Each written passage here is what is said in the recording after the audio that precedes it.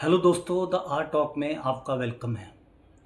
दोस्तों, 11 मई 2026 आज से ठीक एक दिन पहले न्यूज़ चैनल्स की एक हेडलाइंस में एक छोटी सी लेकिन खतरनाक खबर दबकर रह गई। एक रिपोर्ट के मुताबिक पाकिस्तान एयरफोर्स का एक 7 member high level delegation Bangladesh की राजधानी ढाका में लैंड करता है। पहली बार, इतिहास में पहली बार पाकिस्तान और बांग्लादेश के बीच एयर स्टाफ टॉक्स हो रही हैं। वही पाकिस्तान जिसे हम बैगर कंट्री कहते हैं, आज हमारे ही पड़ोसी देश के पायलट्स को ट्रेन करने का जिम्मा ले रहा है।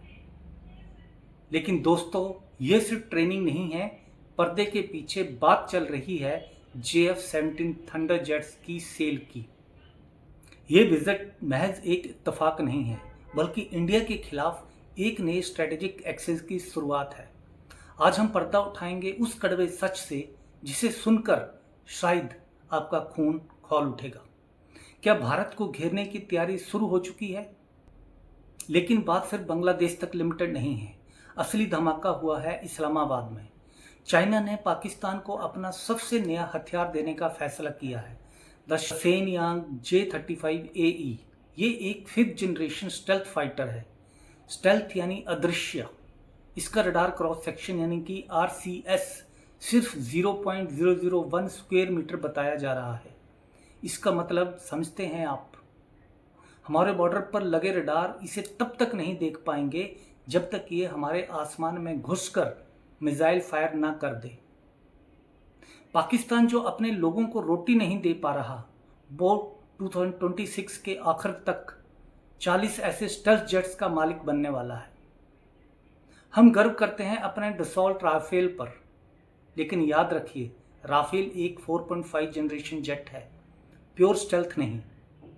अगर J-35 आसमान में आता है तो हमारी एयर सुपेरिटी जो 2019 बालाकोट एयर स्ट्राइक के वक्त थी, वो एक पल में धुआं हो सकती है।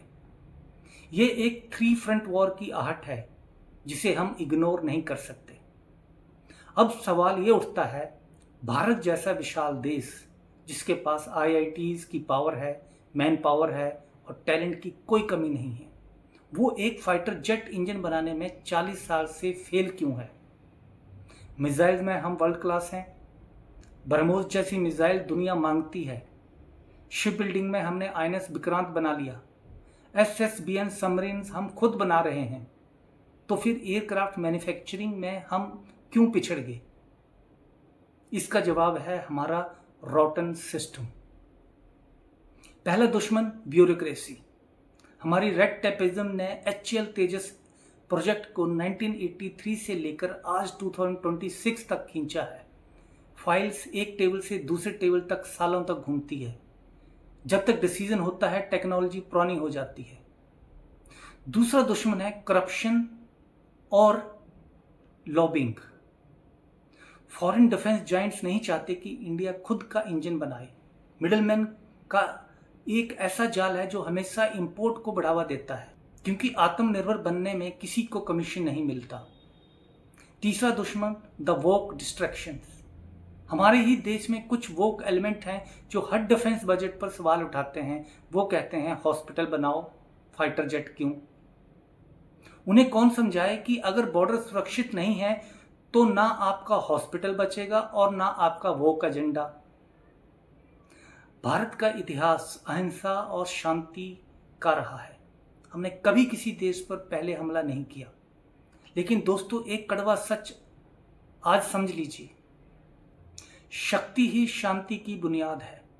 भगवान कृष्ण ने भी शांति का प्रस्ताव तब रखा जब उनके पास सुदर्शन चक्र की शक्ति थी। बिना शक्ति के अहिंसा को दुनिया बुजदली समझती है। अगर हम स्ट्रेटेजिकली और मिलिटरली ताकतवर नहीं होंगे तो हमारी पीस की अपील को दुश्मन कमजोरी मानकर ठुकरा देगा। आज का ग्लोबल सिनेरियो ठीक वैसा ही है। चाइना और पाकिस्तान हमारी अहिंसा का सम्मान नहीं करते, वो हमारी शक्ति से डरते हैं। अगर हमें अगले 50 साल तक शांति चाहिए तो हमें इतना ताकतवर बनना होगा कि दुश्मन आंख उठाने से पहले 100 बार सोचे। हमारा तेजस MK2 और M का सिर्फ जहाज नहीं है, वो हमारी शांति को प्रोटेक्ट करने के कवच है। चलिए डेटा पर नजर डालते हैं।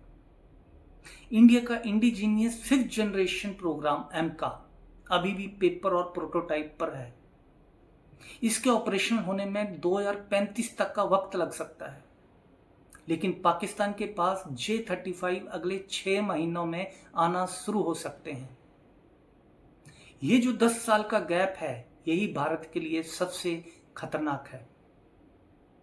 हमारे पड़ोसी देश ने बैगर होकर भी चाइना की ढाल का सहारा लेकर हमें चैलेंज किया है। हम कब तक जनरल इलेक्ट्रिक के इंजन का इंतजार करेंगे? कब तक फॉरेन कंट्रीज हमारी सप्लाई चेन को कंट्रोल करेगी? ये किसी एक पार्टी या सरकार की गलती नहीं है, पूरे सिस्टम का फेलियर है, जिसने प्राइवेट सेक्टर को डिफेंस में आने से रोका और सिर्फ पीएसयूज के भरोसे देश की सुरक्षा छोड़ दी। अंत में सवाल आपसे है, क्या हम तब तक इंतजार करेंगे जब तक दुश्मन हमारी दहलीज पर ना आ जाए?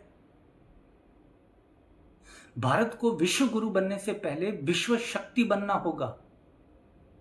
हमें अपनी ब्यूरोक्रेसी की जंजीरों को तोड़ना होगा और टेक्नोलॉजी में वो मुकाम हासिल करना होगा जहां दुश्मन का हर स्टेल्थ हमारे सामने घुटने टेक दे।